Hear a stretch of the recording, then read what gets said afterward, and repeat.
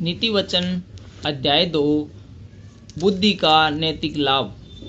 हे मेरे पुत्र, यदि तू मेरे वचन ग्रहण करे और मेरी आज्ञाओं को अपने हृदय में रख छोड़े और बुद्धि की बात ध्यान से सुने और समझ की बात मन लगाकर सोचे और प्रवीणता और समझ के लिए अति यत्न से पुकारे और उसको चांदी के समान ढूंढे और गुप्त धन के समान उसकी खोज में लगे रहे, तो तू यहोवा के भय को समझेगा और परमेश्वर का ज्ञान तुझे प्राप्त होगा।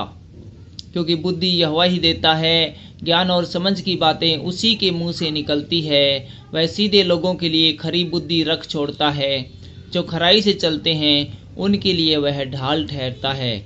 वह न्याय के पथों की देखभाल करता और अपने भक्तों के मार्ग की रक्षा करता है। तब तू धर्म और न्याय और निष्पक्षता को अर्थात सब भली भली चाल को समझ सकेगा, क्योंकि बुद्धि तो तेरे हृदय में प्रवेश करेगी और ज्ञान तुझे सुख देने वाला लगेगा। विवेक तुझे सुरक्षित रखेगा और समझ तेरी रक्षक होगी, ताकि तुझे बुराई के मार्ग से और उल्ट फेर की बातों के कहने वालों से बचाए, जो खराई के मार्ग को छोड़ देते हैं ताकि अंधेरे मार्ग में चले, जो बुराई करने से आनंदित होते हैं और दुष्ट जन की उल्ट फेर की बातों में मगन रहते हैं, जिनकी चाल टेढ़ी मेढ़ी और जिनके मार्ग बिगड़े हुए हैं।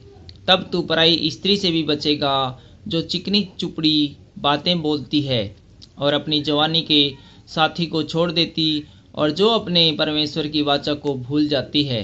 उसका घर मृत्यु की ढलान पर है और उसकी डगरें मरे हुए के बीच पहुंचाती है। जो उसके पास जाते हैं उनमें से कोई भी लौट कर नहीं आता और न वे जीवन का मार्ग पाते हैं। तू भले मनुष्यों के मार्ग में चल और धर्मियों के पथ को पकड़े रह, क्योंकि धर्मी लोग देश में बसे रहेंगे और खरे लोग ही उसमें बने रहेंगे।